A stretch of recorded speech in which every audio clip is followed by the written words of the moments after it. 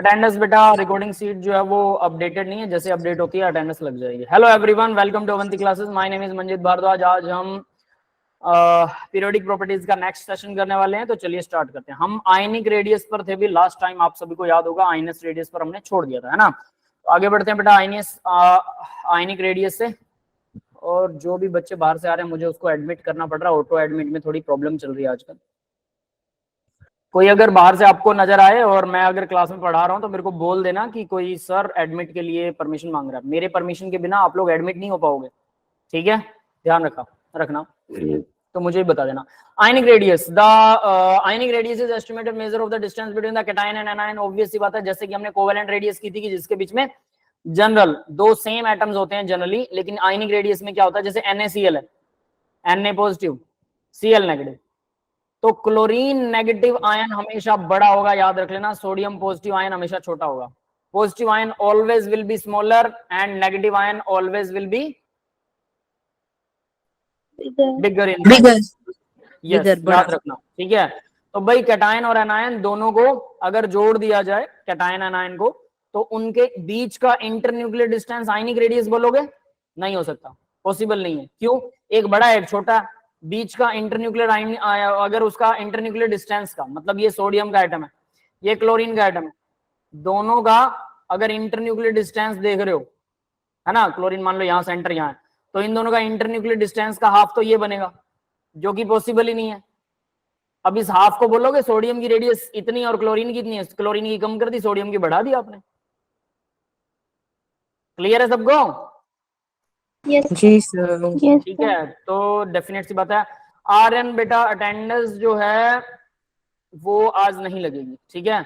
Attendance वाली seat updated नहीं है, जैसे ही अटेंडेंस वाली सीट अपडेट होगी तो मैं अटेंडेंस लगा दूंगा पीछे वाली, नो वरी। वैसे आप लोगों की ऑटोमेटिक भी लग जाती है, जैसे आप रिकॉर्डिंग स्टार्ट होती है सबकी अटेंडेंस लग जाती है, ठीक है। उसकी एक अलग से सीट है, अगर आपने अपनी आईडी से, स्टूडेंट आईडी से ही लॉगिन किया तो। अगर स्टूडेंट आईडी से नहीं किया तब कई बार प्रॉब्लम आती है। आगे बढ़ते हैं। तो यानी ये तो सही नहीं हो सकता आयनिक रेडियस, क्योंकि एक बड़ा आयन है एक छोटा आयन है, तो दोनों का इंटरन्यूक्लियर का हाफ अगर आप करते हैं तो ये सही नहीं है, क्योंकि एक की दोनों का वो तो एवरेज निकालेगा, तो कैसे आएगी तो वो भी देखेंगे। कैटायन पॉजिटिव एनायन नेगेटिव होता है, ये सबको पता है, यस और नॉट? Yes sir. एनायन का सबको पता है, ठीक है, नेगेटिव पॉजिटिव। और याद रखना एनायन हमेशा बड़ा होगा। आइसो इलेक्ट्रॉनिक स्पीसीज, तो इसको आयनिक रेडियस बोलेंगे। कैसे फाइंड आउट करते हैं वो हम अगले सेशन में या फिर हो सकता है इसी क्लास के अंदर डिस्कस करें, अगर आ गया तो सामने, ठीक है, बट इसी के अंदर आएगा, no worry. Iso electronic species, iso का मतलब होता है सेम।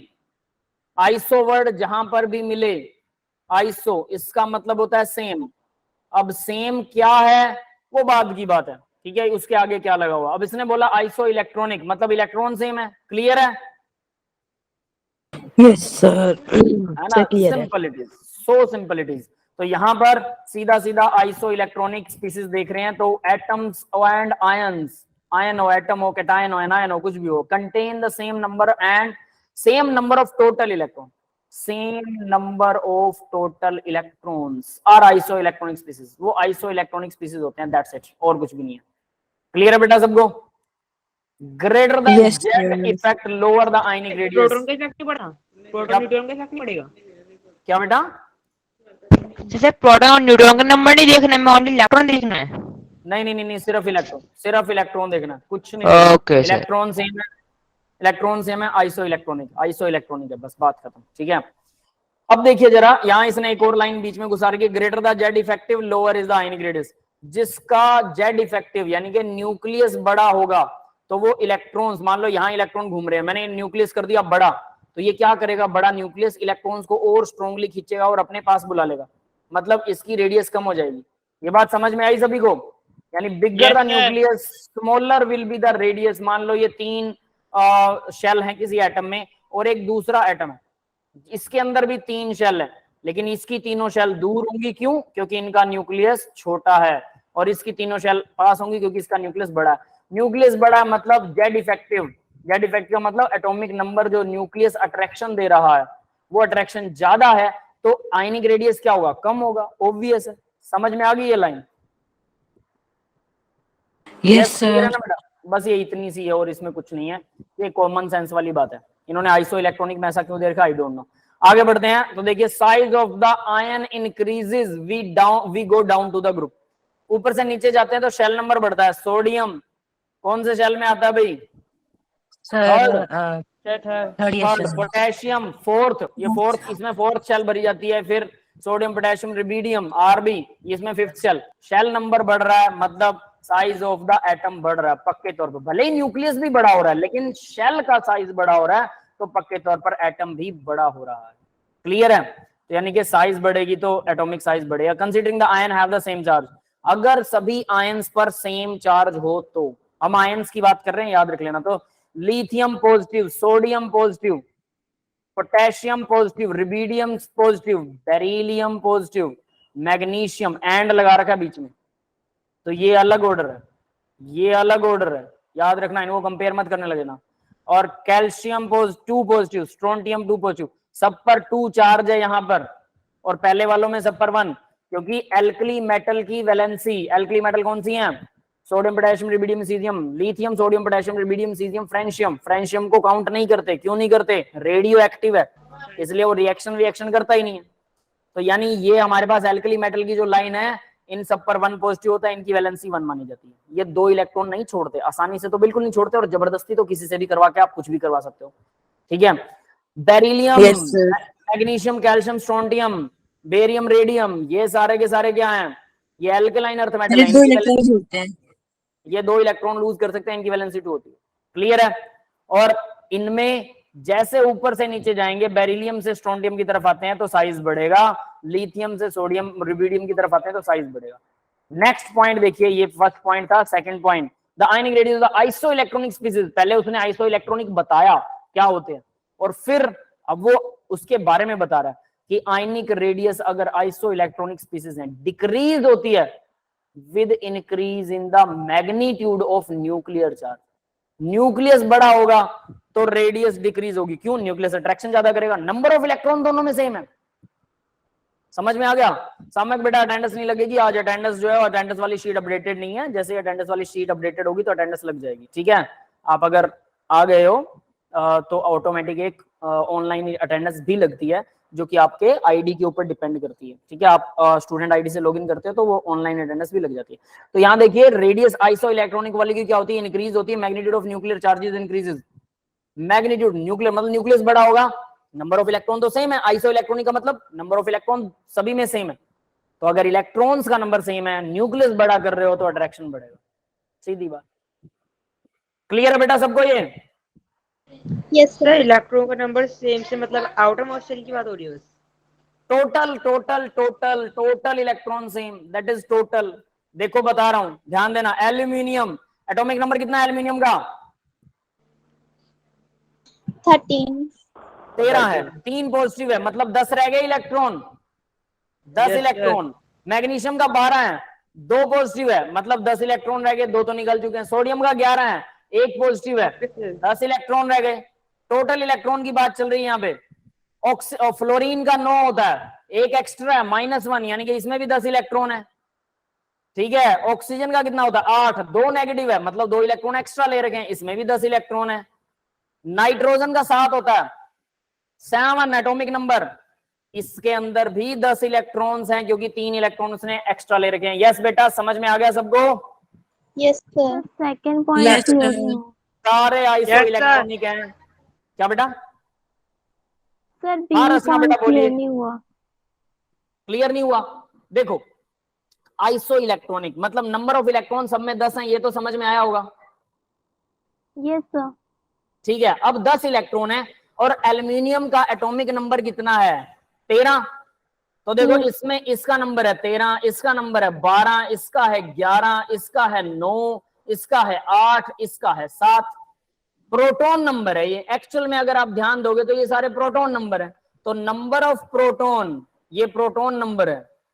प्रोटॉन अगर बढ़ रहे हैं तो उसका साइज क्या होगा, छोटा। क्यों? इलेक्ट्रॉन तो सब में 10 हैं, प्रोटॉन ज्यादा है तो न्यूक्लियस अट्रैक्शन ज्यादा करेगा, अट्रैक्शन ज्यादा करेगा तो क्या होगा, साइज छोटा होगा, छोटा हो जाएगा। That's it. क्लियर है बेटा? यस सर, ठीक है। अब देखो फॉर आइसोटोप, अब ये भी एक नया पॉइंट है। आइसोटोप, आइसोटोप के लिए क्या, आइसोटोप सबको पता क्या होते हैं? Yes, yes sir. सर। ठीक है, number of proton as well as electron are same, only the nucleus.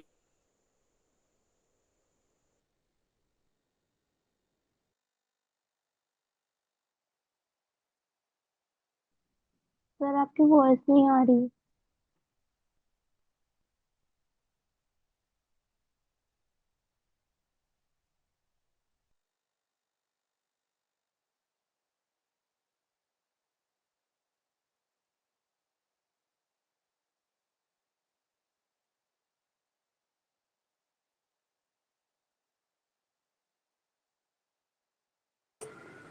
Sir आपका माइक ऑफ है शायद।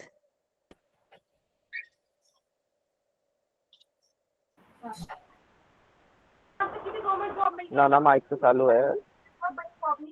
Hello sir. हाँ बेटा, एक मिनट बस, मैं आ रहा हूँ अभी। मेरे ओके घर सर। पर लाइट चली गई है आंधी और बरसात की वजह से। ठीक है सर कोई दिक्कत नहीं सर, अगर आप क्लास नहीं ले सकते सर कोई दिक्कत नहीं है सर, कोई दिक्कत नहीं है। अरे नहीं नहीं, क्लास लगेगी, क्यों नहीं लगेगी। वो एक्चुअल में क्या है कि जो इन्वर्टर वाली लाइट है ना, वो दूसरे बटन से है और उसके ऊपर हैवी लाइट लगी हुई है। ठीक है, वो ज्यादा मतलब बिजली पीती है, उसके ऊपर 1000 वाट की लाइट लगा रखी है, तो दैट इज वाई मैं उसको ऑन नहीं कर सकता। और जो दूसरी लाइट है वो इन्वर्टर पर नहीं है। लैपटॉप सही चल रहा है, लैपटॉप की चार्जिंग भी सही हो रही है, नो वरी। ठीक है, और मेरे पास एक और लाइट है, उसको मैं थोड़ा सेट कर रहा हूँ बस, और कुछ नहीं है। ठीक है, मेरे सामने आ दिख जाएगी। रहा है सर आप पे रिंग लाइट है? क्या कोई रिंग लाइट है क्या आप पे?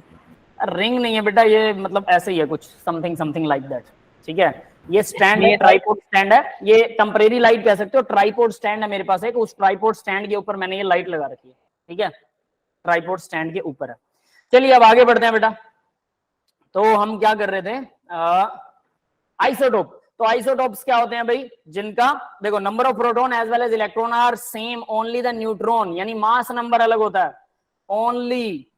Only neutrons vary, so no difference in their ionic radius.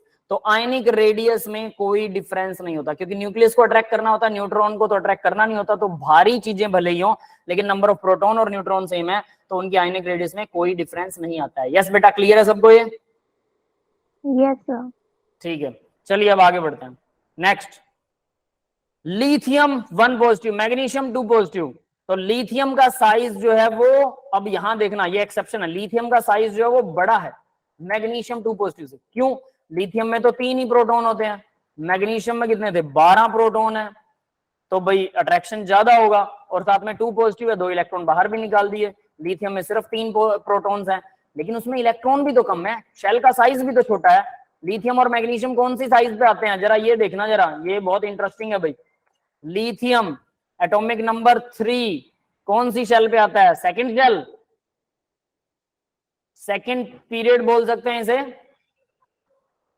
या फिर सेकंड शेल बोल सकते हैं। इलेक्ट्रॉनिक कॉन्फ़िगरेशन लिख रहा हूं लिथियम की, 1s2 2s1। यस बेटा। सर एक मीटिंग लीव हो गई नेटवर्क प्रॉब्लम की वजह से, एक बार दोबारा रिपीट कर दीजिए आप। ठीक है, मैं बता रहा हूं, नो वरी। लिथियम का सिर्फ इलेक्ट्रॉनिक कॉन्फ़िगरेशन लिख रहे हैं, मैं इसी को डिटेल में बताऊंगा। लिथियम और मैग्नीशियम के बीच में उनकी आयनिक रेडियस को कंपेयर करने वाले हैं, लिथियम एंड मैग्नीशियम। ठीक है, ओके सर। ठीक है, तो चलिए देखते हैं अब जरा। 1s2 और 2s में 1, ये लिथियम है। अब बात करते हैं मैग्नीशियम की, एटॉमिक नंबर है 12, है ना। और ये कौन से पीरियड में आता है, ये थर्ड पीरियड के अंदर आता है, थर्ड पीरियड। इसका मतलब लास्ट शेल थर्ड होगी, लास्ट शेल। यहां देखिए लास्ट शेल सेकंड थी, है ना। सेकंड का मतलब है कि लास्ट शेल जो है वो आपकी सेकंड होने वाली है, और थर्ड का मतलब है कि लास्ट शेल थर्ड होने वाली। तो इसकी इलेक्ट्रॉनिक कॉन्फ़िगरेशन लिखते हैं मैग्नीशियम की, 1s2 2s2 2p6, टोटल 10 हो गए। 3s में 1, लास्ट शेल इसकी थर्ड है। यस, क्लियर है ये बात सभी को? अब हमने क्या किया, 3s में 2 आएंगे, सॉरी 12 है ना। ठीक है, अब देखिए अब हमने क्या किया, उसने क्या किया, 1s2 2s2 2p में 6, मैग्नीशियम 2 पॉजिटिव। और यहां क्या हो रहा है, अगर लिथियम 1 पॉजिटिव को लेते हैं, लिथियम 1 पॉजिटिव, 1s में 2, पहले शेल में 2 इलेक्ट्रॉन, एक ही शेल बची है, और वहां पर हैं 2 शेल। याद रख लेना, मैग्नीशियम 2 पॉजिटिव में 2 शेल हैं। ये समझ में आया सभी को? Yes sir. इसका मतलब सेकंड शेल है तो पक्के तौर पर न्यूक्लियर चार्ज जो है ना वो शेल पे डिपेंड करता है। मतलब अगर सेकंड शेल है तो पक्के तौर पर उसका साइज ही बड़ा होना चाहिए फर्स्ट शेल से, ऐसा ही होना चाहिए। बट क्या ऐसा हो रहा है? ऐसा नहीं हो रहा है, ये एक एक्सेप्शन है। देखिए लिथियम का साइज बड़ा बता दिया उसने, ठीक है, लिथियम में तो एक ही शेल है, उसका साइज तो छोटा होना चाहिए। मैग्नीशियम में 2 शेल हैं, शेल डोमिनेंट होती है हमेशा, भले ही न्यूक्लियर चार्ज किसी का कितना भी बड़ा हो, ऊपर से नीचे जाते हैं lithium, sodium, potassium, rubidium, caesium, तो नीचे की तरफ साइज बढ़ता है, न्यूक्लियस भी बढ़ता है, बट शेल बढ़ने की वजह से साइज बढ़ जाता है। क्लियर है? Yes sir, yes sir. अब देखिए फिर होता क्या है, फिर क्यों है ऐसा, तो मैंने यहाँ पर इन्होंने रीजन दे रखा, हम उस रीजन को भी रीड करेंगे। तो देखिए because of 2 positive charge of magnesium due to 12 proton magnesium Z effective is very high hence small radius. इसने सब बोल तो दिया, ठीक है, बट ये कोई बहुत ज्यादा लॉजिकल बात तो है नहीं एट लीस्ट, तो इसको आप एक्सेप्शन की तरह बस याद रखिए। सीधी सी बात ये है, ये आपको याद होना चाहिए कि भाई यहाँ शेल साइज इंक्रीज नहीं हो रहा है, शेल साइज का कोई फर्क नहीं पड़ रहा है, बल्कि फर्क किस चीज का पड़ रहा है? न्यूक्लियस का। न्यूक्लियस बड़ा है, शेल भले ही किसी में दूसरी है किसी में पहली है, बट न्यूक्लियस बड़ा है। ठीक है, क्लियर है, समझ में आ गया सबको? अब आगे बढ़ते हैं, रेडियस, ऑर्डर ऑफ रेडियस। आपने क्या अलग से एक्सेप्शन बताई है? क्या बेटा? तो जो भी आप कह रहे हो कि अलग से एक्सेप्शन है, तो क्या बताई आपने? मैंने बोला मैग्नीशियम जो है सेकंड शेल में है, इलेक्ट्रॉनिक कॉन्फ़िगरेशन देखो मैग्नीशियम की, सेकंड शेल के अंदर आता है उसका लास्ट इलेक्ट्रॉन, जब मैग्नीशियम 2 पॉजिटिव हो जाता है तो लास्ट इलेक्ट्रॉन सेकंड शेल में आ रहा है। डेफिनेट सी बात है, अगर लास्ट इलेक्ट्रॉन सेकंड शेल में आ रहा है तो इसमें तो 2 शेल होगी और लिथियम में सिर्फ एक ही शेल है, तो पहली शेल और दूसरी शेल पक्के तौर पर पहले से ज्यादा होगी, उसका साइज पक्के तौर पर ज्यादा होना चाहिए। लेकिन ये रिवर्स हो रहा है, लिथियम का साइज जो है वो बड़ा है और मैग्नीशियम का साइज जो है वो छोटा है, जबकि होना चाहिए मैग्नीशियम का बड़ा। रीजन बता रहा है कि 2 पॉजिटिव चार्ज और न्यूक्लियस ज्यादा है, मतलब प्रोटॉन ज्यादा है। ये रीजन नहीं है एक्चुअल में, ये एक्सेप्शन है, सीधी सी बात ये है, बट फिर भी इसको रीजन की तरह लिख सकते हैं। अब आगे देखिए, जो ऑर्डर आपको याद करना है, एक तो ये इंपॉर्टेंट हो गया, मैं इंपॉर्टेंट मार्क कर रहा हूं, ध्यान रखना।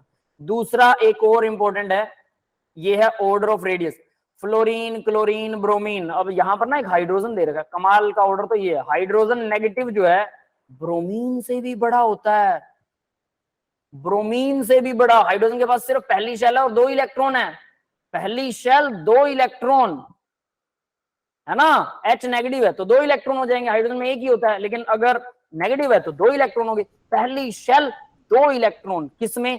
हाइड्रोजन में, और वो ब्रोमीन में बहुत सारे इलेक्ट्रॉन्स है और नेगेटिव चार्ज भी ऑलरेडी उसमें भी तो 1 नेगेटिव है, सब में 1 नेगेटिव है। तो हम बोलते होते हैं जिसका न्यूक्लियस बड़ा है वो क्या होना चाहिए? न्यूक्लियस बड़ा हो छोटा होना चाहिए, न्यूक्लियस छोटा हो बड़ा होना चाहिए, बट हाइड्रोजन तो कईयों को फेल करके बैठा है। फ्लोरीन, क्लोरीन, ब्रोमीन, आयोडीन का भले ही न्यूक्लियस बड़ा हो लेकिन आयोडीन से हाइड्रोजन छोटा है, तो H नेगेटिव आयन जो है वो सारे नेगेटिव आयन से छोटा है। ये समझ में आ गया भी सबको? जी सर। ठीक है, ये ऑर्डर याद करना है। Fluorine negative smallest ion, not H negative, और ये इलेक्ट्रॉन बाय प्रोटॉन का रेशो, चार्ज बाय उसका रेशो होता है, इलेक्ट्रॉन बाय प्रोटॉन का ratio 2 for H negative, so it is इसलिए। ठीक है, तो ये इन्होंने रीजन भी दे रखा है। इलेक्ट्रॉन और P का मतलब चार्ज है बेटा, प्रोटॉन, इलेक्ट्रॉन और प्रोटॉन का चार्ज बाय मास का रेशो होता है वैसे ही है, लेकिन यहाँ अगर हम रेशो निकालेंगे तो हमें मिल जाएगा साइज किसका कितना बड़ा है। रेशो निकालोगे तो रेशो के हिसाब से आप ये देख सकते हो कि जिसका रेशो ज्यादा है, ठीक है, क्योंकि इलेक्ट्रॉन ऊपर है तो इलेक्ट्रॉन ज्यादा होंगे तो उसका साइज बड़ा होगा, जिसका रेशो कम है उसका साइज छोटा होगा, ऐसा करके निकाल सकते।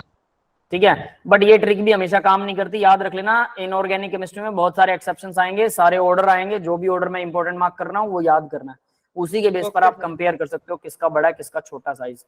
अब आगे देखिए, arrange the following ions in order to their increasing size. तो इंक्रीजिंग साइज के हिसाब से अरेंज करना। लिथियम दे रखा है, मैग्नीशियम दे रखा है, अभी अभी हमने लिथियम और मैग्नीशियम का एक्सेप्शन पढ़ा था। पोटेशियम दे रखा है, एल्यूमिनियम 3 दे रखा है, तो एल्यूमिनियम 3 सबसे छोटा होगा क्योंकि 3 पॉजिटिव चार्ज है और इलेक्ट्रॉन कितने हैं? 10। इसके पास इलेक्ट्रॉन कितने हैं? 10।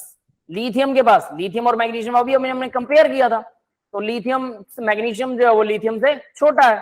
फिर उसके बाद पोटेशियम, पोटेशियम नीचे आता है भाई, किसके? 3rd की जगह 4th शेल के अंदर आता है, आई थिंक, है ना, lithium, sodium, potassium, fourth shell में आता है। ये तो फोर्थ शेल इसके अंदर आ गई, डेफिनेटली ये तो बड़ा होगा साइज में। क्लियर है? तो एक हिसाब से ये भी आपको ऑर्डर की तरह ही याद रखना है भाई, इसको ऐसे मत समझना कि इसमें कुछ खास मिलने वाला आपको। This is the order you sir must have. रटना पड़ेगा ना ये सब तो, क्या? रटना ही पड़ेगा, इसमें क्या ही लॉजिक लगाएंगे पेपर हाँ, के। कुछ कुछ लॉजिक है, थोड़ा बहुत कुछ समझ सकते हो, बट याद, ऑर्डर याद होगा तो लॉजिक कुछ भी लगा दो, सब सही है, अपने हिसाब से आप बता सकते हो। ठीक है, अभी लाइट आ चुकी है भाई। Sir congratulations. हाँ ठीक है, अब आगे बढ़ते हैं बेटा।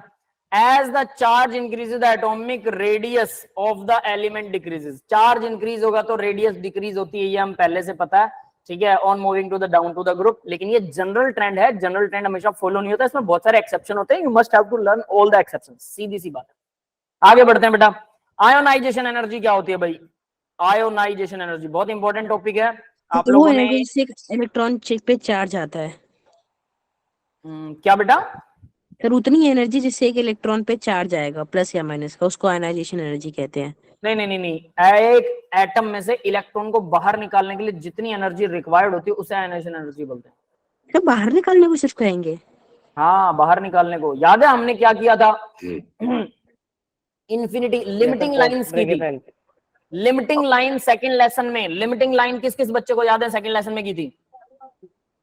सर याद है थोड़ी। जब 1/n की वैल्यू क्या होती है, n2 की वैल्यू इन्फिनिटी हो जाती है, मतलब इलेक्ट्रॉन एटम से बाहर निकल जाता है, वो आयोनाइजेशन एनर्जी ही थी।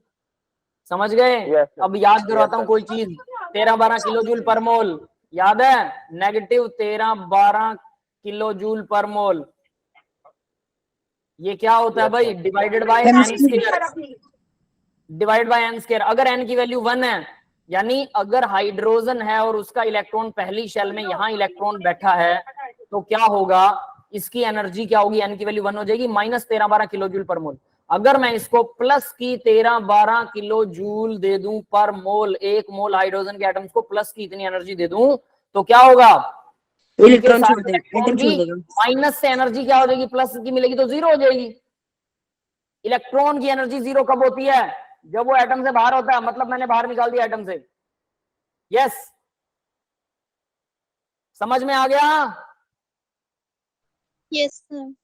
ये फॉर्मूला याद होगा ना सेकंड लेसन का? अगर आपको फॉर्मूला याद नहीं है और किसी को लगता है कि पता नहीं मैंने क्या लिख दिया, तो अब आप ध्यान से सोचिएगा। मैं पहले दिन से ये बोल रहा हूं कि अगर आपने उसी टाइम प्रैक्टिस नहीं की तो अगले लेसन में सब साफ हो जाएगा।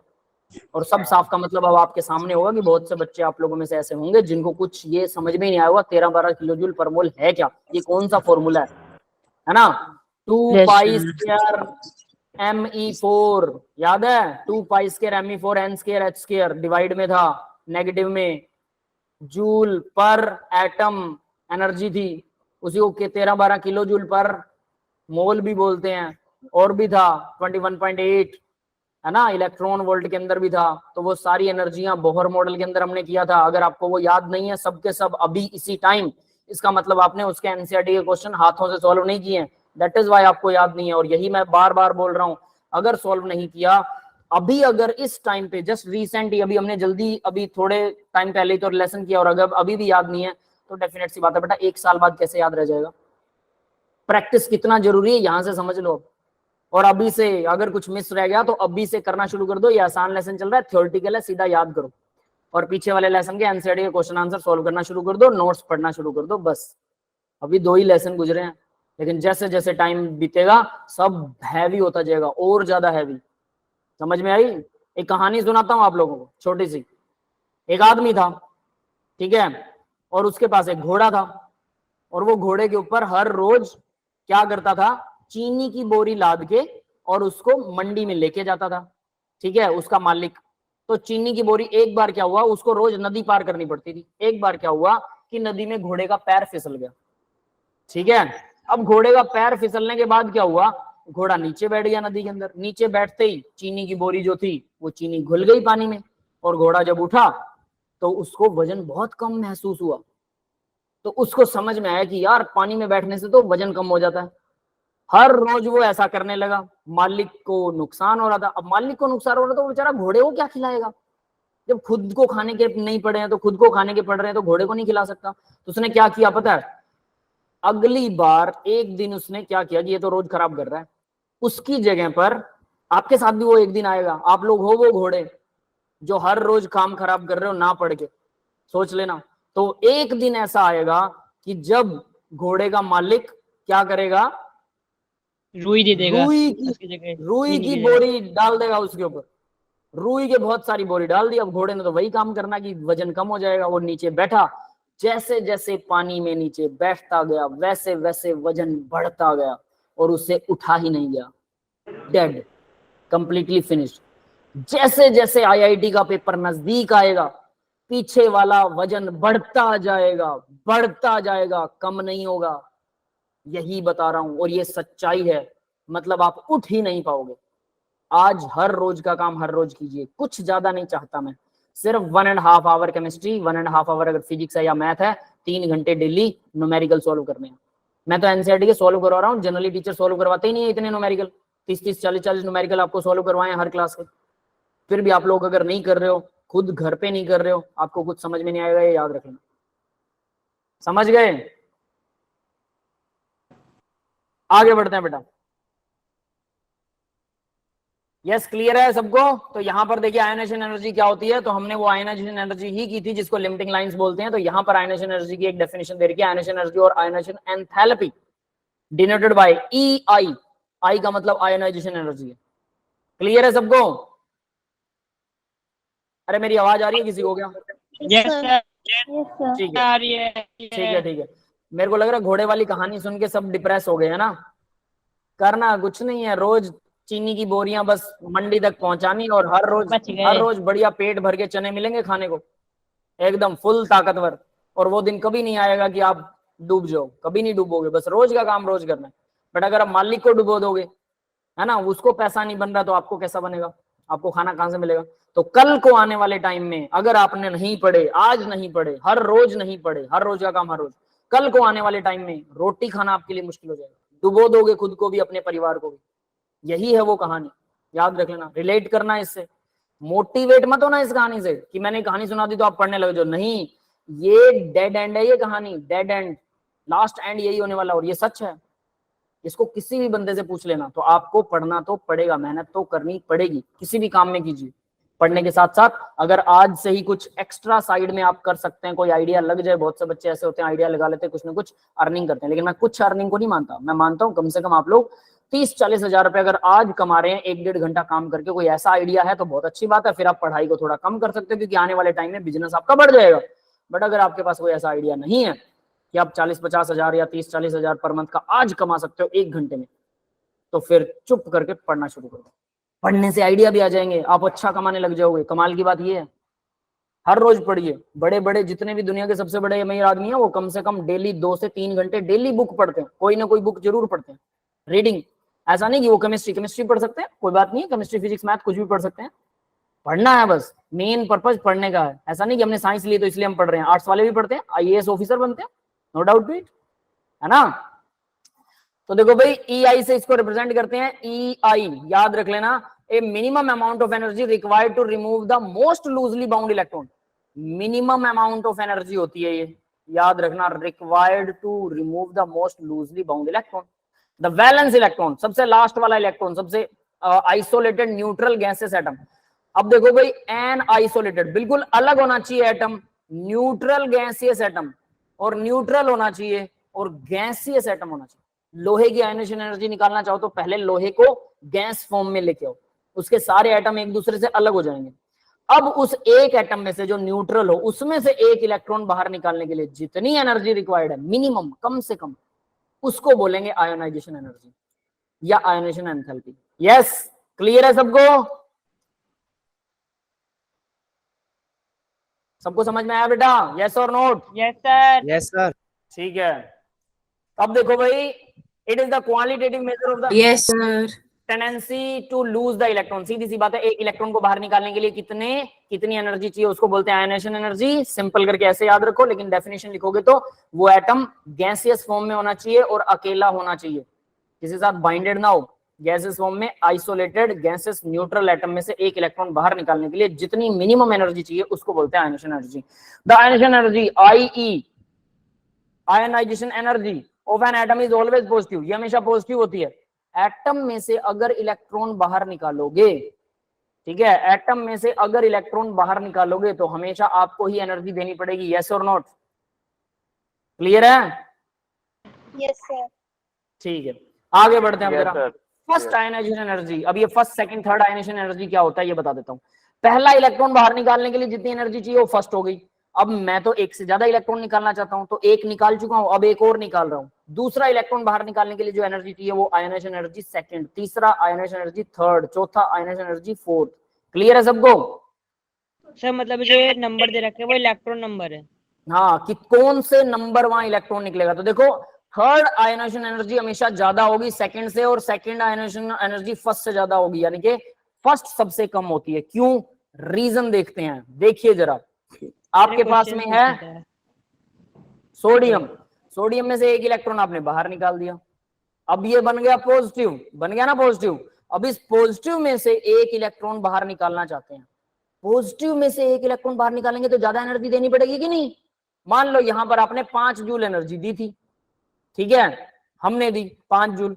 अब Na पॉजिटिव को मैंने बना दिया 2 पॉजिटिव, एक और इलेक्ट्रॉन बाहर निकला, अब मुझे कम से कम 7 जूल एनर्जी देनी पड़ेगी। यह है second ionization energy, IE second, यह है IE first.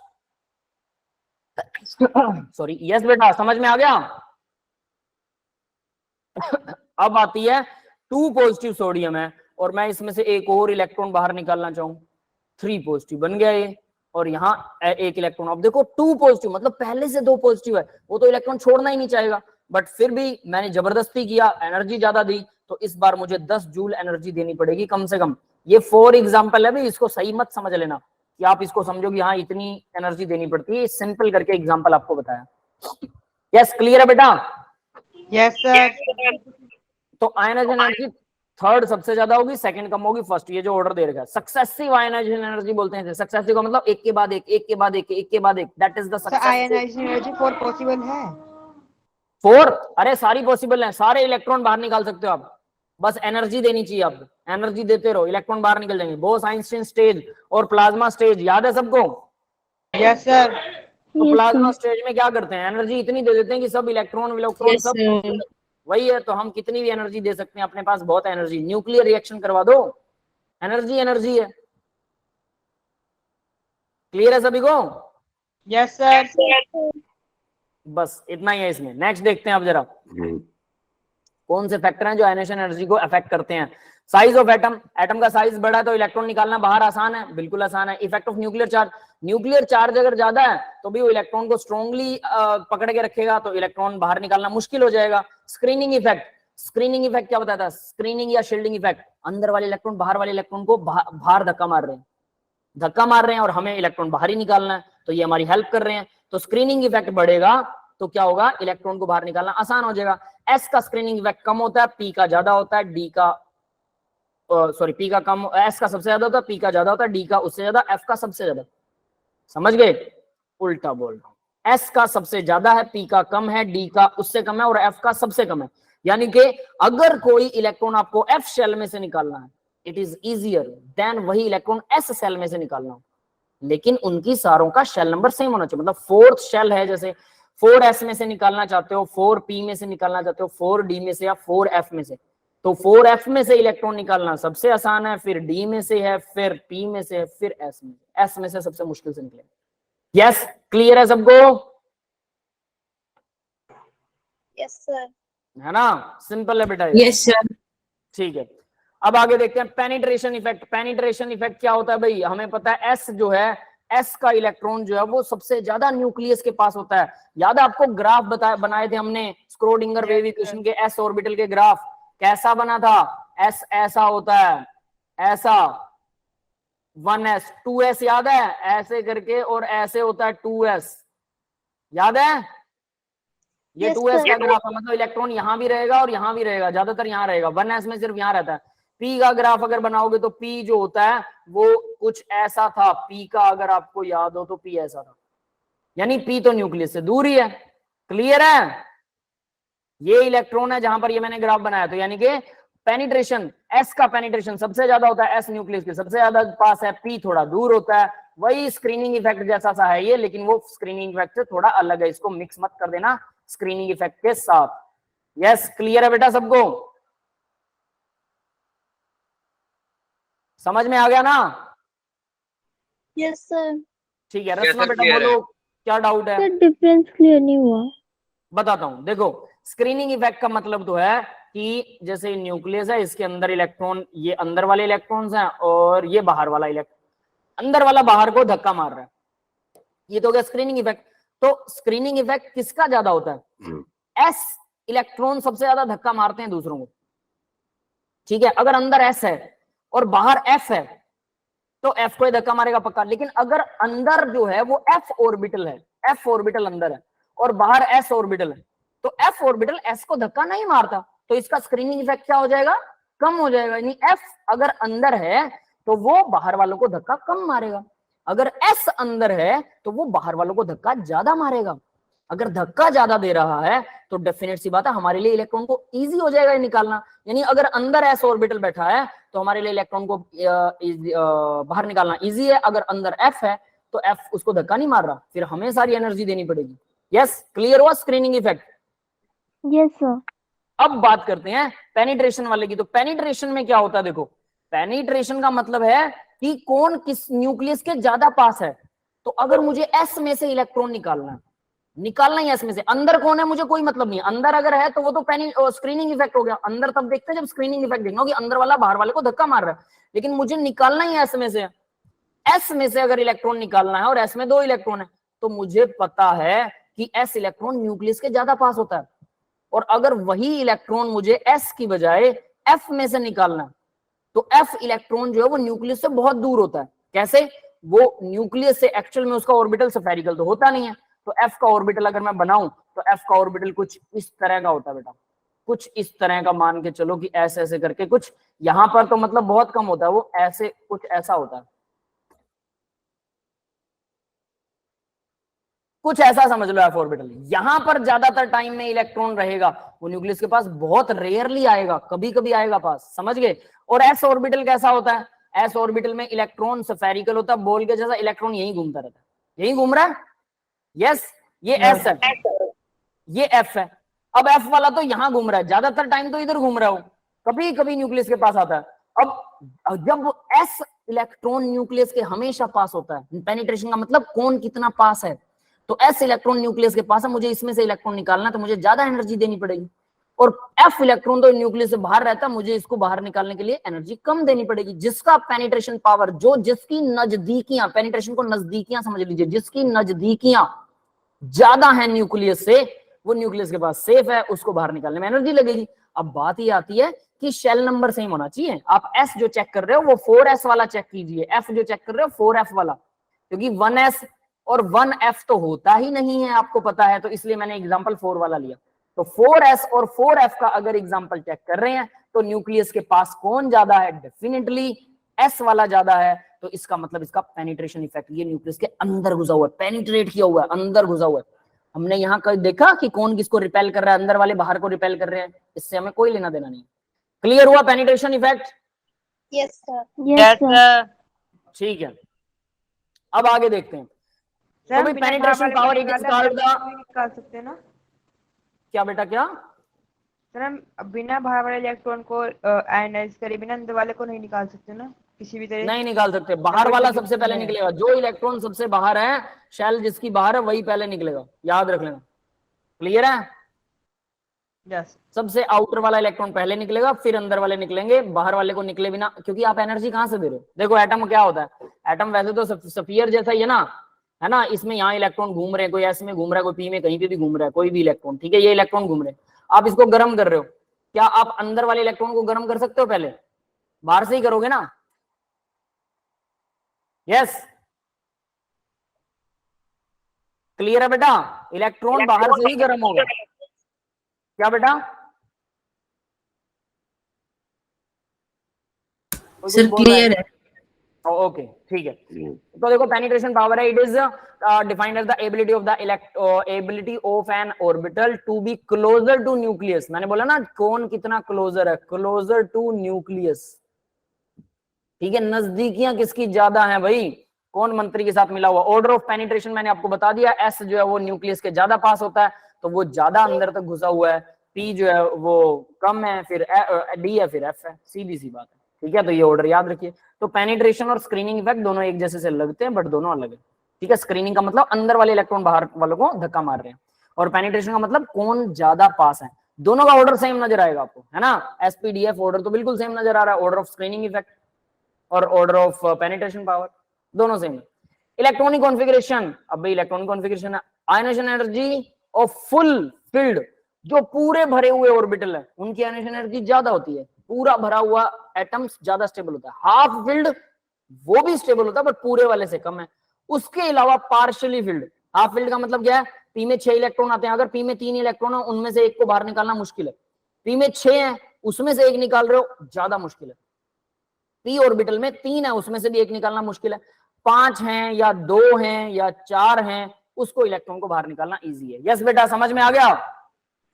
Yes, sir. Sir एक क्वेश्चन हाफ है, field, fully field, partially field, जिसमें ना हाफ है ना फुल्ली है उसमें से इलेक्ट्रॉन को सबसे आसानी से बाहर निकाला जा सकता है, जिसमें फुल फील्ड है उसमें से इलेक्ट्रॉन को बाहर निकालना मुश्किल है, जिसमें हाफ फील्ड है उसमें से भी मुश्किल है।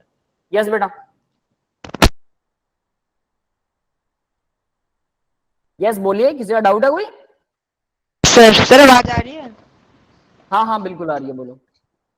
सर मैं ये पूछ रहा हूँ कि जैसे जो फुल फील्ड इलेक्ट्रॉन है, अब उसमें एटम है, उसके जो इलेक्ट्रॉन है वो एक दूसरे को रिपेल करेंगे, तो उसमें तो आसान होना चाहिए ना, उसमें हमें कम एनर्जी लगनी चाहिए इलेक्ट्रॉन की।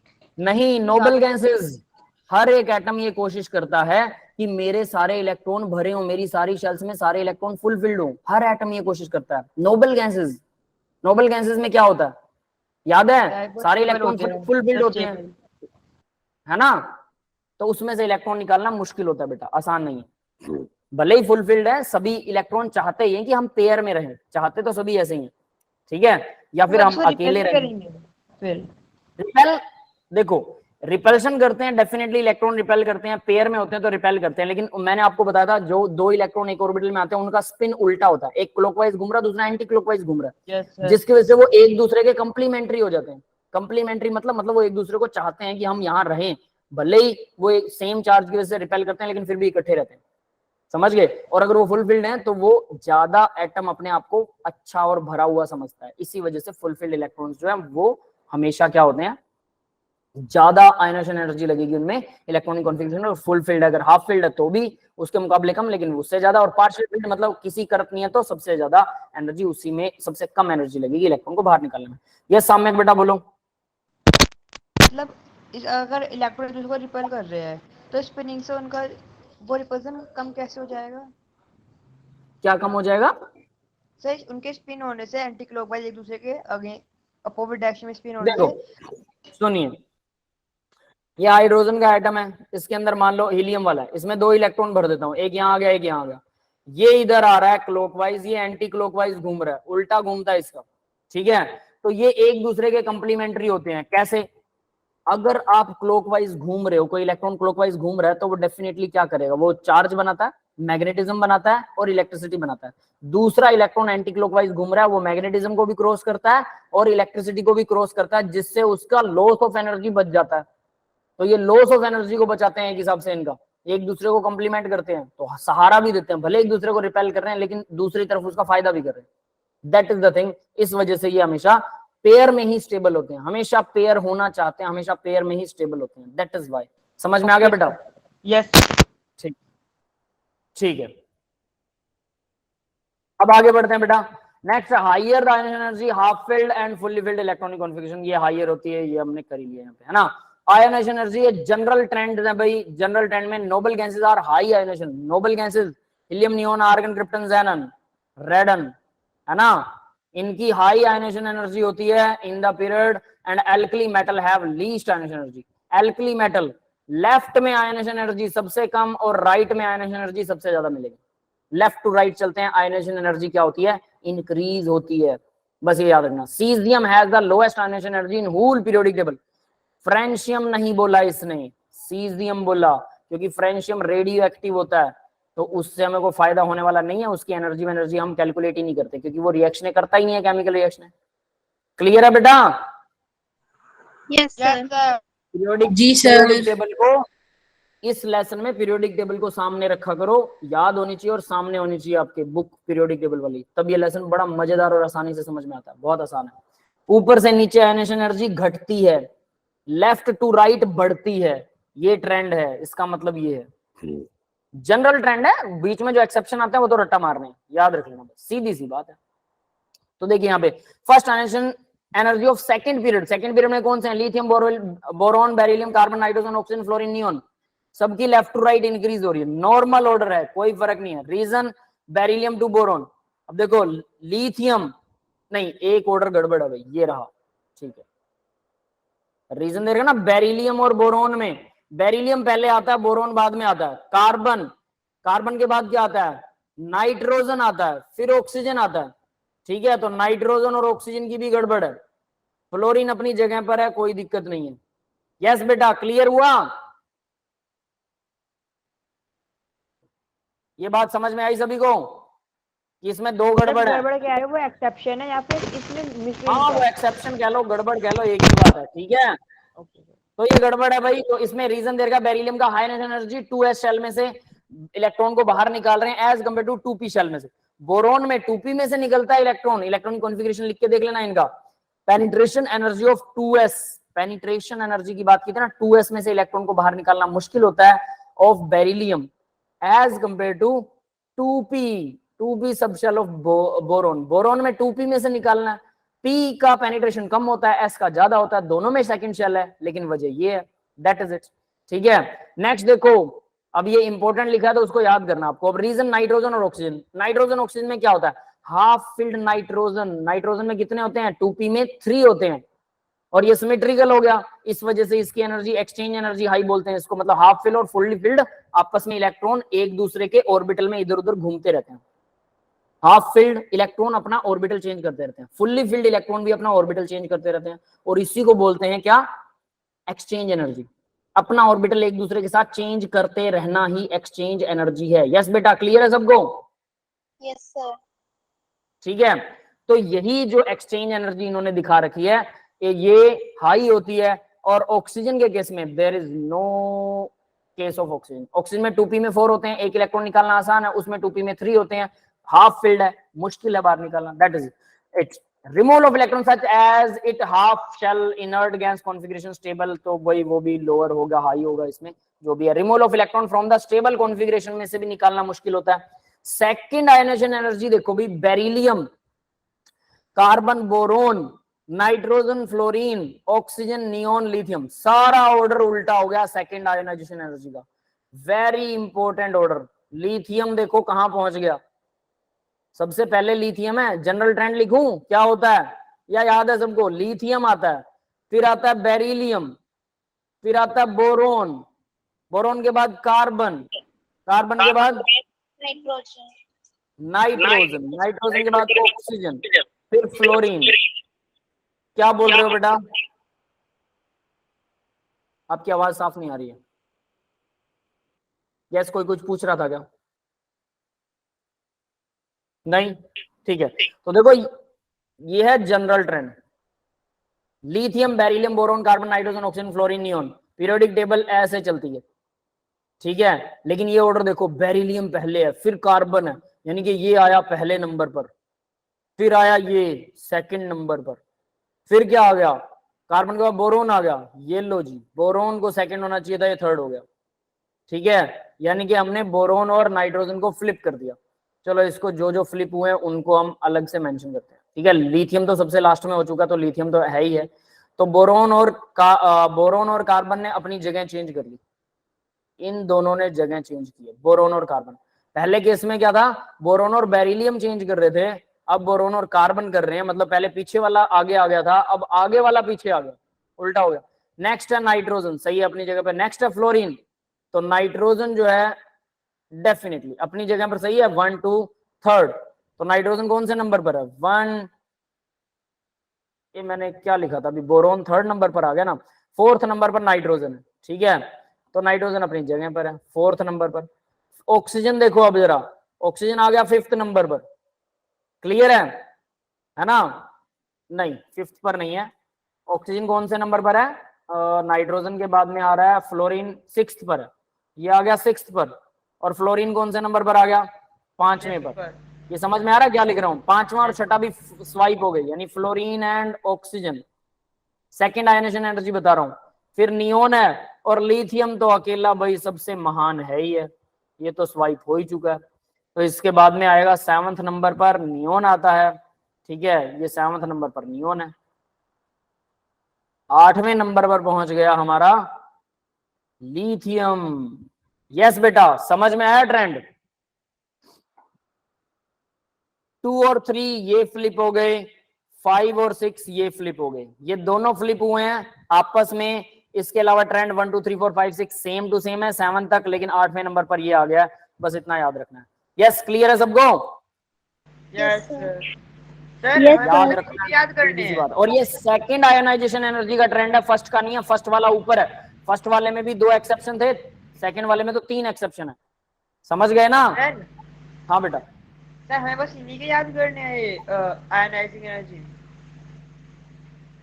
क्या क्या क्या कह रहे हो, दोबारा बोलना। सर हमें बस इन्हीं की याद करनी है आयनाइजेशन एनर्जी का ऑर्डर। ऑर्डर याद करना है, आयनाइजेशन एनर्जी नहीं याद करनी, ऑर्डर। इन्हीं की याद करनी है बस। बिल्कुल इन्हीं की जो बता रहा हूं, आगे भी है, अभी तो पिक्चर शुरू हुई है आगे भी है बेटा, ज्यादा नहीं है, 2 4 और है बस, डोंट वरी, घबराने का नहीं, सिंपल ही है, सीधा याद कर ही लोगे आसानी से, है ना? और देखो इन पे क्वेश्चन सीधा आता है आईआईटी में, लर्न है तो सीधा आंसर आएगा, कुछ तिकड़मबाजी है ही नहीं, इसलिए इनऑर्गेनिक आसान होती, सीधा लर्निंग पावर है। आगे बढ़ते हैं।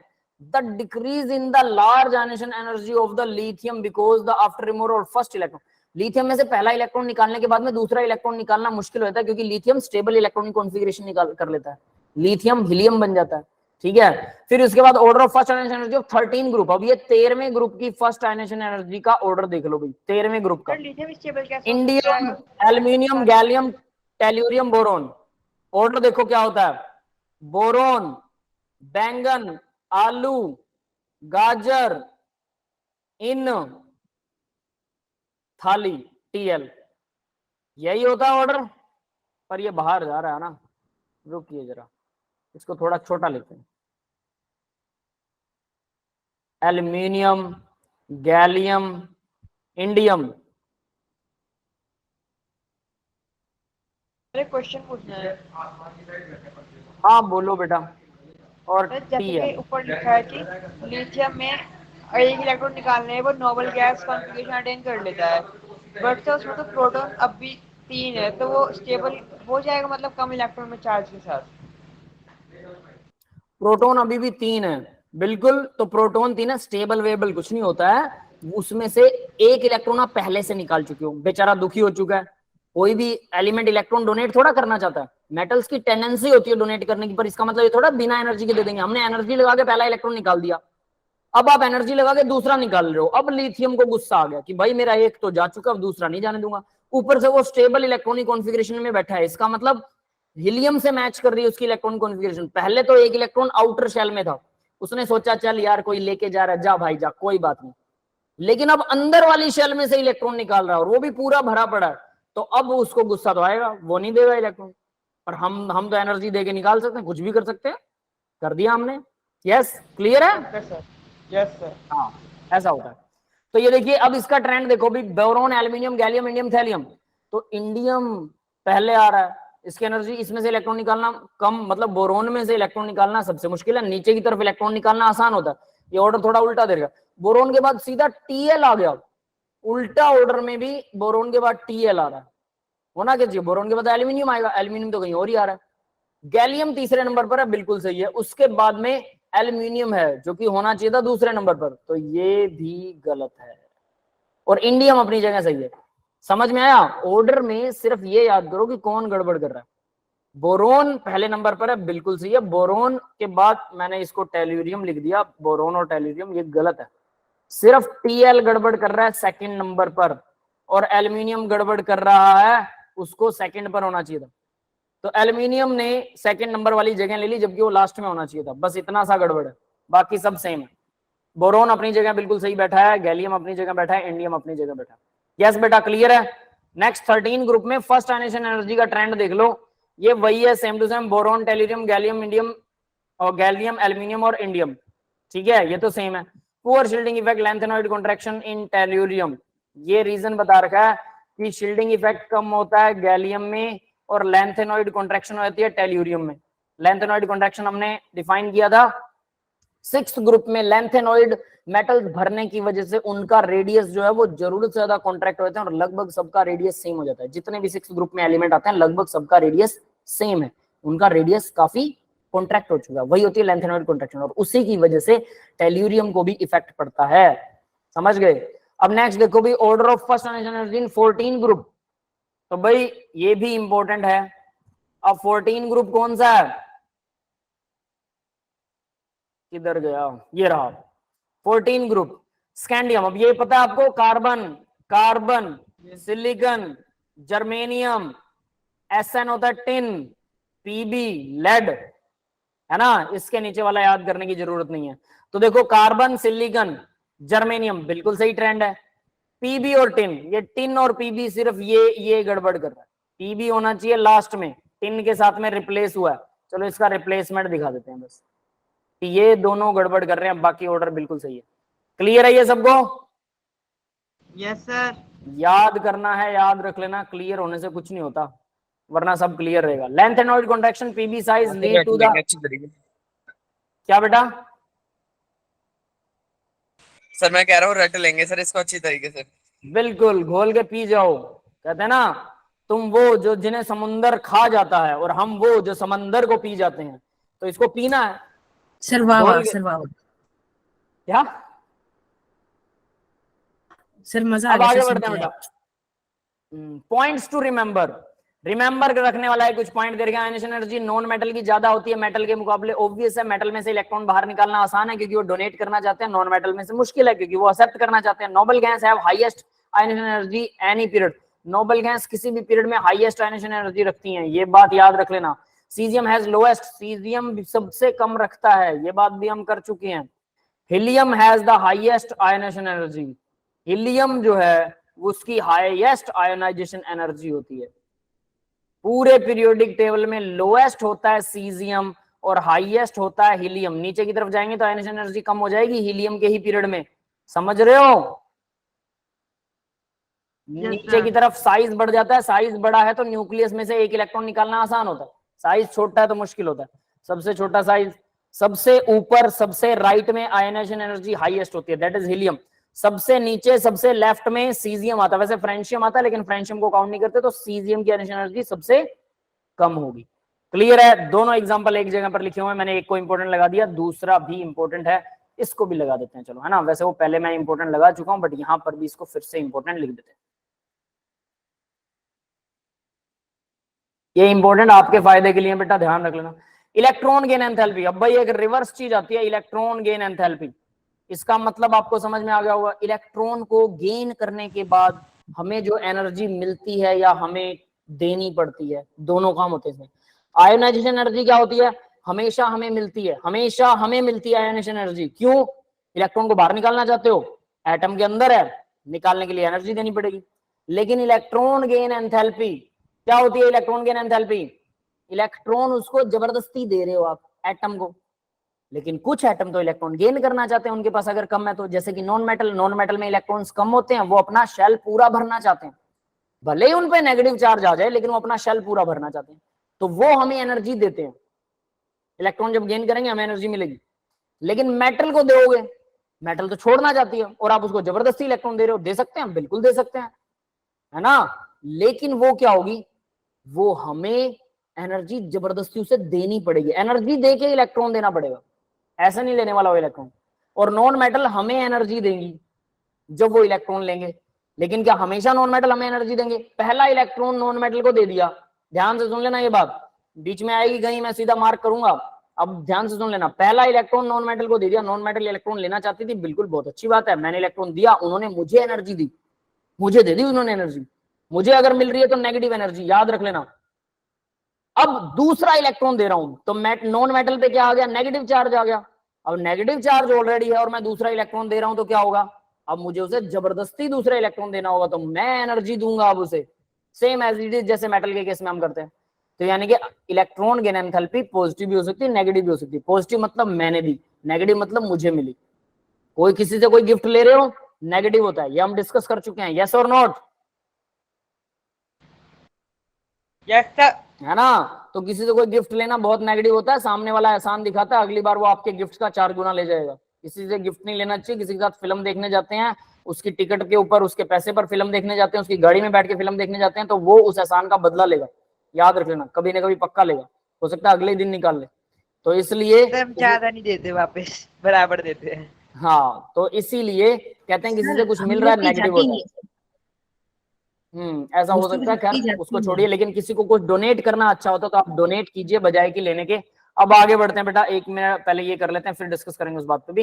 इलेक्ट्रॉन गेन एंथैल्पी, तो यहाँ अब आपको कुछ कुछ चीजें समझ में आ गई होंगी, जैसे कि ये देखो, मैंने एक्स कोई नॉन मेटल ली, एक इलेक्ट्रॉन लिया, उसको दे दिया, इसके ऊपर नेगेटिव चार्ज आ गया, ये भी गैसेस फॉर्म में ही होती है।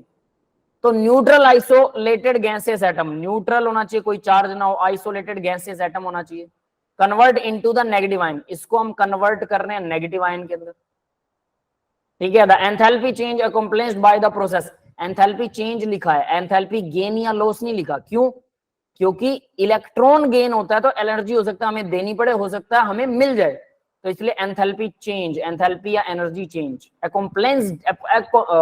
accompanying the process is defined as the electron gain enthalpy, electron gain enthalpy, इसको रिप्रेजेंट करते हैं डेल्टा EGH। देखो, डेल्टा का मतलब चेंज, H का मतलब एंथैल्पी, EG का मतलब इलेक्ट्रॉन गेन एंथैल्पी। समझ में आया भाई? यस सर, आ गया। सिंबल को याद रखना। आगे देखो, when the energy supplied to gaseous atom while adding an electron, किसी गैसेस एटम को ऐड कर रहे हो electron, the electron gain enthalpy is positive. Electron के अंदर एक इलेक्ट्रॉन ऐड कर रहे हैं तो पॉजिटिव होती है, किसके लिए, मेटल के लिए पॉजिटिव होती है, गलत लिख रखा है। When the energy is released while adding the electron, जब हम एनर्जी सप्लाई करते हैं, देनी पड़ जाए, तो एंथैल्पी पॉजिटिव, मतलब हम एनर्जी दे रहे हैं तो एंथैल्पी पॉजिटिव, एनर्जी रिलीज हो रही है, हमें मिल रही है, हम नहीं लेंगे भाई, किसी से कुछ नहीं लेना चाहिए, negative, delta EGH negative. Yes, clear है सबको? यस सर, क्लियर है। पॉजिटिव का मतलब देखिए, the atom is reluctant for the addition of new electron in its valence shell and derives toward instability. Positive तब होती है जब हम उसको जबरदस्ती देने, वो इंस्टेबल बन जाएगा, इस पॉइंट का कोई मतलब नहीं है, मत याद करो, भूल जाओ इस पॉइंट को। नेक्स्ट देखो, नेगेटिव कब होता है, ये भी बकवासी लिख रखा होगा, the atom in the order to gain stable configuration gain. मैंने आपको इसका एग्जांपल से बताया कि अगर नॉन मेटल है तो पहला इलेक्ट्रॉन लेगा, हमें एनर्जी मिलेगी, दूसरा अगर हम जबरदस्ती दे रहे हैं तो हमें एनर्जी देनी पड़ेगी, नॉन मेटल के केस में। मेटल में क्या होता है, मेटल को इलेक्ट्रॉन देना पॉसिबल नहीं है, फिर भी हम जबरदस्ती दे रहे हैं, तो वो तो हमें ही एनर्जी देके उसके अंदर ठूसना पड़ेगा, एनर्जी देके, ठीक है।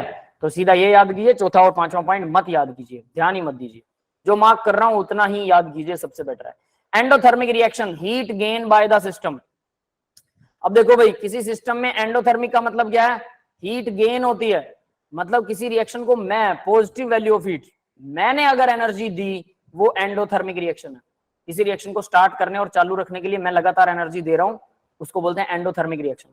नेक्स्ट, एक्सोथर्मिक रिएक्शन, छोटी छोटी डेफिनेशंस हैं ये, और कुछ नहीं है इसमें। Heat loss by the system, negative value, अगर हीट लॉस हो रही है, सिस्टम हीट लॉस कर रहा है, मतलब हमें मिल रही है वो हीट, हमें कुछ भी मिलेगा नेगेटिव होता है। यस बेटा, क्लियर है सबको? Yes guys, is this clear to everyone? Yes, yes sir. Sir, clear है। नेगेटिव पॉजिटिव एनर्जी हम पहले डिस्कस कर चुके हैं, बस उसने उसको एंडोथर्मिक एक्सोथर्मिक में डिफाइन कर दिया। Beryllium magnesium nitrogen have positive value of electron gain enthalpy, endothermic होती है बेरिलियम मैग्नीशियम और नाइट्रोजन में। अब देखो, बेरिलियम तो ठीक है, कोई दिक्कत नहीं है, मेटल है, मैग्नीशियम भी ठीक है, कोई दिक्कत नहीं है, मेटल है, बट नाइट्रोजन तो नॉन मेटल है, नॉन मेटल तो इलेक्ट्रॉन लेना चाहती हैं, लेकिन उसके बावजूद ये पॉजिटिव वैल्यू है, मतलब हमें इलेक्ट्रॉन दे एनर्जी देना पड़ रहा है, एंडोथर्मिक रिएक्शंस हैं, तो ये एक्सेप्शन है। कौन एक्सेप्शन है? Nitrogen is exception. यस बेटा, क्लियर है सबको? नाइट्रोजन नॉन Yes, मेटल है, sir. पहला इलेक्ट्रॉन देंगे तो हमें एनर्जी मिलनी चाहिए, लेकिन नाइट्रोजन क्योंकि इसमें हाफ फिल्ड इलेक्ट्रॉन पहले से भरे होते हैं, पी में 3 इलेक्ट्रॉन होते हैं इसके, तो हाफ फील्ड कंप्लीट है, तो फिर ये चौथा इलेक्ट्रॉन लेगी तो अनस्टेबल होती है, इसलिए मुझे जबरदस्ती इसको इलेक्ट्रॉन देना पड़ेगा। सभी नॉन मेटल्स को अगर मैं इलेक्ट्रॉन देता हूं तो क्या होता है, मुझे एनर्जी मिलती है, पहले इलेक्ट्रॉन पे तो मेरे को मिलेगी, सेकंड पे हमेशा मुझे देनी पड़ेगी। Second ionisation energy, sorry second electron gain enthalpy हमेशा नेगेटिव होती है, पॉजिटिव होती है, मुझे देनी पड़ेगी सेकंड वाली। पहले वाली नॉन मेटल के केस में तो होती है नेगेटिव, मुझे मिलती है, मेटल के केस में हमेशा पॉजिटिव। बट इलेक्ट्रॉन जो आयोनाइजेशन एनर्जी, इलेक्ट्रॉन बाहर निकालने के लिए हमेशा हमें ही एनर्जी देनी पड़ेगी, बट इलेक्ट्रॉन जब एटम लेता है अंदर तो दोनों केसेस आते हैं, इलेक्ट्रॉन हमें एनर्जी मिल भी सकती है, हमें एनर्जी देनी भी पड़ सकती है, दोनों बातें क्लियर है सबको? ये आगे बढ़ते हैं। First ionization enthalpy is usually exothermic, पहली एनर्जी एक्सोथर्मिक होती है। Halogen has the highest negative value of first ionization enthalpy.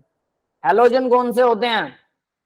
Chlorine, fluorine, bromine, iodine, fluorine, chlorine, bromine, iodine, astatine, respective period में सबसे ज्यादा हाईएस्ट इन्हीं की होती है, मतलब ये हमें एनर्जी देते हैं। नेगेटिव का मतलब हमें एनर्जी देते हैं, negative value.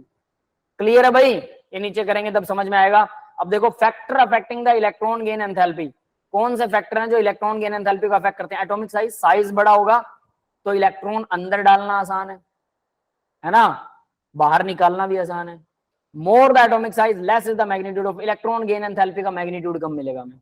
Effective nuclear charge, nuclear charge ज्यादा है तो इलेक्ट्रॉन को अंदर डालना बहुत आसान है, क्योंकि न्यूक्लियस चाहता है मुझे इलेक्ट्रॉन मिले। स्क्रीनिंग और शील्डिंग इफेक्ट, वही वाला इफेक्ट आ रहा है फिर से, अंदर वाले इलेक्ट्रॉन बाहर वालों को रिपेल कर रहे हैं और आप उसमें इलेक्ट्रॉन डालना चाह रहे हो तो वो आने नहीं देंगे, तो मतलब मुझे एनर्जी देनी पड़ेगी, मुझे मिलेगी नहीं यहाँ।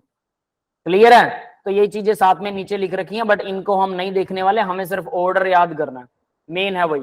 Neon, beryllium, nitrogen, lithium, boron, carbon, oxygen, fluorine, सब उल्टे पुल्टे ऑर्डर है। अब वो पहले वाला ऑर्डर और ये वाला ऑर्डर देखो है वही चीज, लेकिन एक दूसरे को कंफ्यूज कर रहे हैं। आप इनको नोट्स में लिख लीजिए अपने हिसाब से, ये किसका ऑर्डर है? आयोनाइजेशन एनर्जी नहीं है, इलेक्ट्रॉन गेन एंथैल्पी है, डेल्टा एच ई जी की वैल्यू है ये, electron gain enthalpy. Yes, clear है ना भाई? इसको उल्टा मत समझ लेना। थर्ड पीरियड के अंदर magnesium, aluminium, sodium, potassium, silicon, sulphur, chlorine, ये भी इंपॉर्टेंट है, ये दोनों के दोनों इंपॉर्टेंट है, ध्यान दे लेना भाई। ऑर्डर सारे के सारे इंपॉर्टेंट है, बीच वाले एक्सेप्शन तो आप खुद ही कर लोगे, ऑर्डर ही याद करने हैं, सीधी सी बात ये। इलेक्ट्रॉन गेन एंथैल्पी ट्रेंड, तो जनरल ट्रेंड आपको पता है क्या होता है, nitrogen, alkali, metal, inert gases, ये सब बकवास लिख रखा है। करेक्ट ऑर्डर 1 2 3 4 6 पॉइंट लिख रखे हैं, ये आप आसानी से पढ़ सकते हो, इसमें मैं कुछ मार्क नहीं लगा रहा हूँ, हम ऑर्डर पर ध्यान देंगे। यहां देखिए अब जरा, ऑर्डर है क्लोरीन, फ्लोरीन, ब्रोमीन, आयोडीन, मतलब क्लोरीन, फ्लोरीन की आयनाइजेशन एनर्जी क्या होनी चाहिए? ज्यादा। ये बहुत इंटरेस्टिंग केस है, इसको मैं अब समझाने वाला हूं। Fluorine, chlorine, bromine, iodine, astatine को ले ही नहीं रहे। फ्लोरीन नीचे से ऊपर जाएंगे या ऊपर से नीचे जा रहे हो? ऊपर से नीचे, साइज बढ़ रहा है, इलेक्ट्रॉन देना आसान है ना, तो मुझे एनर्जी भी ज्यादा नहीं मिलेगी। लेकिन फ्लोरीन जब इलेक्ट्रॉन लेगा तो मुझे बहुत सारी एनर्जी देगा, क्योंकि इसका न्यूक्लियस छोटा है और एटम भी छोटा है, तो इलेक्ट्रॉन लेगा तो बहुत ज्यादा एनर्जी मिलेगी। क्लोरीन भी मुझे ज्यादा सारी एनर्जी देगा, लेकिन ब्रोमीन और आयोडीन के केस में वो एनर्जी मुझे मिलना कम हो जाएगी। लेकिन यहाँ तो केस ही पलट गया, क्लोरीन बाद में आ रहा है, फ्लोरीन पहले, तो इलेक्ट्रॉन गेन एंथैल्पी देखो ऑब्वियस है, फ्लोरीन है तो हमें एनर्जी, फ्लोरीन हमें एनर्जी देगा, क्यों? नॉन मेटल है, तो फ्लोरीन के पास है 9 इलेक्ट्रॉन्स। मैंने क्या किया, फ्लोरीन के अंदर एक इलेक्ट्रॉन जोड़ दिया, अब फ्लोरीन नेगेटिव बन गया। अब जरा ध्यान देना, फ्लोरीन का साइज होता है छोटा सा, न्यूक्लियस 2 इलेक्ट्रॉन्स, और यहां पर कितने आते हैं दूसरे शेल में? 8 आते हैं, 3 4 5 6 7। यस बेटा, सबको समझ में आ गया? मैंने 9 इलेक्ट्रॉन भर दिए फ्लोरीन में। अब 10वां इलेक्ट्रॉन डालना चाहता हूं, 10वां इलेक्ट्रॉन सपोज दैट यहां डाल दिया। यहां पर क्या है? भीड़ है ना, स्टेरिक हिंड्रेंस, या इसको क्या बोलेंगे? क्राउडिंग।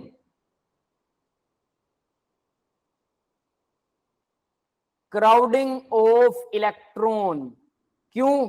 साइज छोटा होने की वजह से फ्लोरीन इलेक्ट्रॉन लेना तो बहुत जबरदस्त तरीके से चाहता है, याद रखना, बहुत जबरदस्त तरीके से इलेक्ट्रॉन लेना चाहता है, लेकिन इलेक्ट्रॉन एक्सेप्ट नहीं कर पाता। क्यों? साइज बहुत छोटा है फ्लोरीन का, तो एक्सेप्ट करने के बाद में वो आपस में एक दूसरे को रिपेल करने लग जाते हैं, रिपल्शन से सिस्टम की एनर्जी बढ़ती है। तो जितना फ्लोरीन को मुझे एनर्जी देनी चाहिए उतनी नहीं दे रहा, क्योंकि उसकी एनर्जी कुछ बढ़ गई। लेना तो बहुत स्ट्रांगली चाहता है, होना चाहिए फ्लोरीन सबसे ज्यादा इलेक्ट्रॉन गेन एंथैल्पी फ्लोरीन की ज्यादा होनी चाहिए, लेकिन इसकी क्लोरीन से कम है। क्यों? अब क्लोरीन के केस में देखो, क्लोरीन में क्या होता है, क्लोरीन में 17 इलेक्ट्रॉन्स है, 2, फिर उसके बाद 8 आएंगे, 1 2 3 4 5 6 7 8, फिर इसके बाद में फिर से 8 आएंगे। तो यहां पर एक्चुअल में 7 होते हैं, 1 2 3 4 5 6 7। अब इसमें अगर मैं एक इलेक्ट्रॉन डाल दूं, एक इलेक्ट्रॉन, ठीक है, तो यहां पर क्या है, big size, due to big size, big size, इसका साइज बड़ा होता है, नो क्राउडिंग। यस बेटा, ये सबको समझ में आ गया क्या? Yes, sir. बहुत इंपॉर्टेंट वाला ऑर्डर है, तो Yes, याद sir. रख लेना। तो ये था आपका इंपॉर्टेंट ऑर्डर कि फ्लोरीन और क्लोरीन की आयनिक एनर्जी में क्या डिफरेंस है। नेक्स्ट देखो भाई, सेकंड वाला, sulphur, selenium, tellurium, polonium, oxygen. Oxygen पलट गया, ठीक है, याद रख लेना क्या होता है ऑर्डर, ओल्ड स्टाइल से टी पीओ पीओ, कोई सारा ऑर्डर एकदम सही है, बस ऑक्सीजन का ऑर्डर पलट गया। सिर्फ ऑक्सीजन की पोजीशन बदली है, बाकी सब सेम है। इसको याद रखना आसान है ना। ऑक्सीजन क्यों पलट जाता है? इसकी एनर्जी कम क्यों होती है, सेलेनियम वगैरह की ज्यादा क्यों होती है? ऑक्सीजन को पहला electron, here it depend happen due to the small size of oxygen. यहाँ भी वही कहानी होती है, स्मॉल साइज ऑक्सीजन होने की वजह से इलेक्ट्रॉन अंदर आता है, तो ऑक्सीजन का चार वो साइज कम होने की वजह से रिपल्शन बढ़ जाता है, इसलिए वो एनर्जी हमें ज्यादा नहीं दे पाता, बाकी सब हमें ज्यादा एनर्जी देते हैं। Electron gain enthalpy value are positive for inert gas element. अब देखो ये पॉजिटिव किस किस के लिए होती है, एक्सेप्शंस यहाँ इसने दिखा रखा है, पॉजिटिव भी होती है ना ये, मैंने, ये तो सारी नेगेटिव है। पॉजिटिव किसकी होती है? Inert gas element, alkaline earth metal, सारी मेटल और इनर्ट गैस। इनर्ट गैस भी हीलियम को अगर इलेक्ट्रॉन देना चाहोगे तो जबरदस्ती देना पड़ेगा, हमें एनर्जी देनी पड़ेगी। मेटल तो पता ही है, नाइट्रोजन भी, नाइट्रोजन का एग्जांपल तो हम मार्क कर ही चुके हैं कि नाइट्रोजन ये कैसा है जिसकी पहली इलेक्ट्रॉन गेन एंथैल्पी क्या होती है? पॉजिटिव होती है। सबसे मोस्ट इंपॉर्टेंट क्या है? एक्सेप्शन है। यस बेटा, क्लियर है सबको? Yes, sir. रट्टा लगाओ, और कोई इलाज नहीं है इसका। सक्सेसिव इलेक्ट्रॉन गेन एंथैल्पी मतलब पहली, दूसरी, तीसरी। तो पहली देखो भाई, यहाँ इसने बहुत अच्छा एग्जांपल दिया है, यही एग्जांपल मैं आपको वो बता रहा था कि सक्सेसिव में पहली इलेक्ट्रॉन गेन एंथैल्पी ऑक्सीजन की क्या हो रही है? पहला इलेक्ट्रॉन लिया ऑक्सीजन ने, मुझे एनर्जी मिली -140.9 किलो जूल पर मोल। पहली में मुझे एनर्जी मिल रही है क्योंकि ऑक्सीजन को इलेक्ट्रॉन चाहिए था, कोई दिक्कत नहीं है। अब एक और भी चाहिए ऑक्सीजन को, तो लेकिन क्योंकि अब उसके पास नेगेटिव चार्ज आ चुका, देखो ओ पर नेगेटिव चार्ज है, ओ पर अगर नेगेटिव चार्ज है और उसको एक इलेक्ट्रॉन और दूंगा तो मुझे एनर्जी देनी पड़ेगी, वो पॉजिटिव हो गई। यस बेटा, तो सेकंड पॉजिटिव है, फर्स्ट जो थी, फर्स्ट प्लस सेकंड, ओवरऑल देखो, ओवरऑल लिख रखा है इसमें, फॉर एनी एलिमेंट, किसी भी एलिमेंट के लिए पहली हो सकता है उसकी नेगेटिव हो, लेकिन दोनों का जोड़ हमेशा पॉजिटिव ही रहेगा। और सेकंड वाली हमेशा पॉजिटिव रहेगी, क्यों? क्योंकि माइनस चार्ज आने के बाद में उसको इलेक्ट्रॉन देना आसान नहीं है, भले वो नॉन मेटल हो और वो इलेक्ट्रॉन लेना चाहता हो 2 3 4, लेकिन माइनस चार्ज आ गया तो सेकंड वाली तो हमेशा पॉजिटिव निकलेगी और ओवरऑल भी हमेशा पॉजिटिव निकलेगा। यस बेटा, समझ में आ गया सबको? क्लियर है सबको ना? Yes, sir. बाकी सब सो रहे हैं Yes, मुझे sir. लग रहा है। ठीक है, आज वाला क्लास थोड़ा सा हैवी लग रहा होगा ना, क्योंकि इसमें बहुत सारे ऑर्डर हैं याद रखने वाले। ठीक है, कभी कभी मस्ती, कभी कभी हैवी काम भी करना पड़ता है भाई। आज वाला ही हैवी है और एक लास्ट आएगा वो इससे हल्का है, बट वो भी ठीक है, इंपॉर्टेंट है। कितनी क्लास हो रहा है? लास्ट एक और है, बस खत्म। इलेक्ट्रॉन एफिनिटी देखिए अब जरा, इलेक्ट्रॉन एफिनिटी क्या होती है? Very important. Electron gain enthalpy और इलेक्ट्रॉन एफिनिटी दोनों ही एक जैसी होती हैं, एक जैसी, लेकिन इसको पुराने टाइम में यूज किया जाता था। It is defined as the energy release when one electron is added to the neutral isolated atom. ये कह रहा है एनर्जी रिलीज बताता है, कितनी एनर्जी रिलीज हुई न्यूट्रल गैसियस एटम, मतलब गेन नहीं हो रही, रिलीज हो रही है, हमेशा रिलीज होगी, ये ऐसा कुछ बोल रहा है। ठीक है, थोड़ा सा अटपटा है बट आगे बढ़ते हैं। ये दोनों एक ही चीजें हैं, वैसे गलत लिख रही है डेफिनेशन, मैं इसको मार्क ही नहीं करता, ये लोग बात ही खत्म। एक्स ने एक इलेक्ट्रॉन गेन किया, एक्स पर नेगेटिव चार्ज आ गया, electron affinity negative electron gain enthalpy, ये है मेन पॉइंट, ये वाला। इलेक्ट्रॉन गेन एंथैल्पी और इलेक्ट्रॉन एफिनिटी में सिर्फ इतना सा फर्क होता है कि इलेक्ट्रॉन गेन एंथैल्पी के आगे जितनी भी है वो माइनस लगा दो, वो इलेक्ट्रॉन एफिनिटी बन जाएगी। यस बेटा, समझ में आ गया सबको? Yes sir. दोनों एक सर चीजें दोबारा हैं। बता दीजिए एक बार। देखो मैं बता देता हूँ, दोनों एक ही चीजें हैं, electron gain enthalpy, electron affinity. एक इलेक्ट्रॉन जब कोई एटम गेन करता है तो कितनी एनर्जी रिलीज करता है, कितनी एनर्जी गेन करता है, उसको बोलते हैं इलेक्ट्रॉन एफिनिटी या इलेक्ट्रॉन गेन एंथैल्पी। दोनों सेम है, लेकिन दोनों में फर्क क्या? पहले हम माना करते थे कि अगर मुझे कुछ मिल रहा है ना, if something is gained by me, बहुत अच्छी बात है, पॉजिटिव एनर्जी, मेरे को कोई पैसे देके जा रहा, पॉजिटिव पॉजिटिव पॉजिटिव। बाद में समझ में आया अरे भाई किसी से उधार लेना तो नेगेटिव होता, पॉजिटिव नहीं होता। तब हमने बना दिया कि मुझे अगर कुछ मिल रहा है तो नेगेटिव एनर्जी, समझ गए? हमने साइन पलट दी। तो पहले जो चलता था इलेक्ट्रॉन एफिनिटी चलता था, उसका साइन उल्टा होता है, और अभी जो चलता है वो सही वाला है कि देना पॉजिटिव है, किसी से कुछ लेना नेगेटिव है। समझ गए बेटा? यही डिफरेंस है। तो एक माइनस का साइन लगा, बात खत्म। क्लियर है सबको? Yes sir. Order of electron gain will be same as negative electron gain. देखो ऑर्डर सब कुछ सेम रहेगा, बस साइन पलट जाएगा। इलेक्ट्रॉन गेन एंथैल्पी जो है वो भाई oxygen, polonium, tellurium, selenium, sulphur, ये हम पहले ही कर चुके हैं, ऐसे वाला ऑर्डर है ना। पॉइंट तो इसको जरूरत नहीं है, इसको मार्क नहीं लगा रहा मैं। Point to be remember, the smallest value of ionization enthalpy of element cesium is given greater than the highest value of electron affinity of an element chlorine.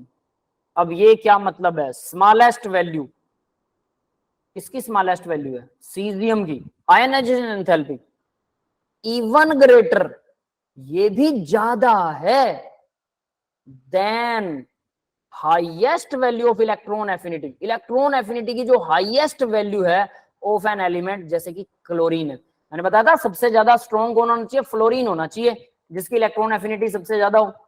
लेकिन जो सीजियम की सबसे छोटी वैल्यू है वो भी एक्चुअल में ज्यादा है इलेक्ट्रॉन एफिनिटी ऑफ क्लोरीन से। सीजियम की सबसे छोटी वैल्यू भी क्लोरीन से ज्यादा है।